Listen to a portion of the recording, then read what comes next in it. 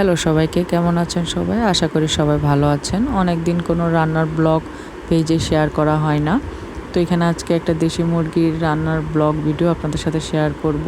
তো সেদিন রাতে আমার দাদা, বৌদি আর মামাতো ভাই ওরা বাসায় আসবে বলছিল, তাই তাদের জন্য একটু পোলাও আর মাংস রান্না করা হবে। তো এখানে কড়াইতে প্রথমে তেল দিয়ে এলাচ, দারচিনি আর তেজপাতা দিয়ে দেওয়া হলো। আর আসলে ছেলের পরীক্ষা চলতেছে, ব্যস্ততার কারণে রান্নার ভিডিও ব্লগগুলো আসলে শেয়ার করা হচ্ছে না পেজে।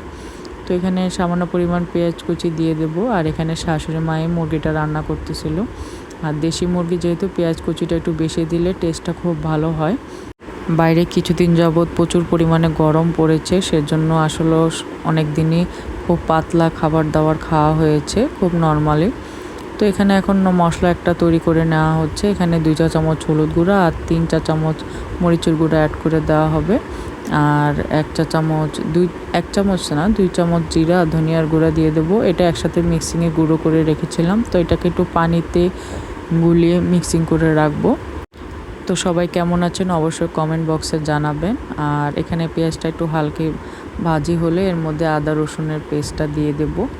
আর আমার রান্নার ভিডিও ভালো লেগে থাকলে অবশ্যই লাইক কমেন্ট করবেন। আমি ছোট ছোট রান্নার ব্লগ শেয়ার করার চেষ্টা করি আপনাদের সাথে। তো এখানে একটু পেঁয়াজটাকে একটু ভালোভাবে ভেজে নেওয়া হচ্ছিলো। তারপরে একে একে আদা রসুন বাটা দিয়ে আরও কিছুক্ষণ ভেজে তারপরে বাকি মশলা একে একে অ্যাড করা হবে। আর কার বাসায় কী রান্না হলো অবশ্যই কমেন্ট বক্সে শেয়ার করবেন। আর আমার পেজটাকে এখনও যারা ফলো করেননি অবশ্যই ফলো আর লাইক দিয়ে পাশে থাকবেন।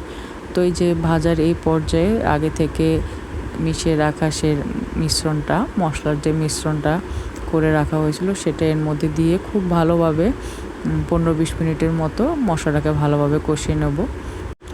আসলে কষানোর উপরে রান্নার স্বাদটা ডিপেন্ড করে। দেখতেই পাচ্ছেন কত সুন্দর কালার আসছে, রান্নাটার অনেক সুন্দর কালার আসছে আর খেতেও খুব ভালো হয়েছে। আর তেলটা উপরে উঠে আসছে প্রায়, তার মানে মশলাটা কষানো হয়ে আসছে। এখন এর পর্যায়ে মাংসগুলো এর মধ্যে দিয়ে দেব। খুব ভালোভাবে মশলা কষিয়ে নিতে হয়, তাহলে মাংসটার স্বাদটা আরও খুব ভালো লাগে। তো এখানে তেল উঠে আসছে আর এখানে একটু লাস্টে মরিচ বাটাও দেওয়া হয়েছিল। আর এখন মাংসগুলো দিয়ে দেওয়া হলো। আর মাংসগুলো আগে থাকতে একটু লবণ আর গোলমরিচের গুঁড়া দিয়ে মেখে রাখা হয়েছিল, এতে টেস্টটা আরও ভালো আসে। তো সব কিছু খুব ভালোভাবে মিক্স করে নেব। মিক্স করে 20-25 মিনিটের জন্য একটু ঢাকা দিয়ে রাখবো। 20-25 মিনিট না, 15 মিনিটের জন্য একটু ঢাকা দিয়ে রাখবো। আর কালারটা অনেক জোস আসছে, দেখতেই পাচ্ছেন। খুব ভালোভাবে আর যেহেতু পোলাওয়ের সাথে খাওয়া হবে, এতে খুব একটা ঝোল রাখা হবে না। খুব ভালোভাবে নাড়াচাড়া দিয়ে মিক্স করে নেওয়া হচ্ছে। আর লবণটাও লাস্টে দেখে তারপরে দিতে হবে। তো এই যে 20 মিনিট পর মাংস প্রায় হয়ে আসছে, দেখতেই পাচ্ছেন। অল্প পরিমাণ পানি অ্যাড করা হয়েছিল যাতে মুরগিটা ভালোভাবে সিদ্ধ হয়ে যায়। তো এই যে মাংস হয়ে আসলো, এখন চুলা থেকে নামিয়ে নেব।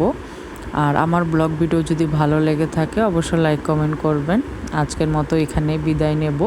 তো মাংসটা হয়ে আসছে আর লাস্টে একটু গরম এই অবস্থায় একটু ঘি অ্যাড করা হয়েছিল, এতে গ্রানটা খুব ভালো আসে।